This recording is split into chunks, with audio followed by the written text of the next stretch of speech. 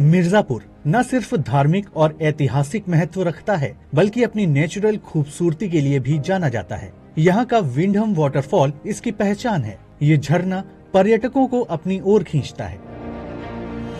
इसका Wyndham fall नाम अंग्रेजी हुकूमत के समय मिर्जापुर के कलेक्टर रहे पी विंडहम के नाम पर पड़ा।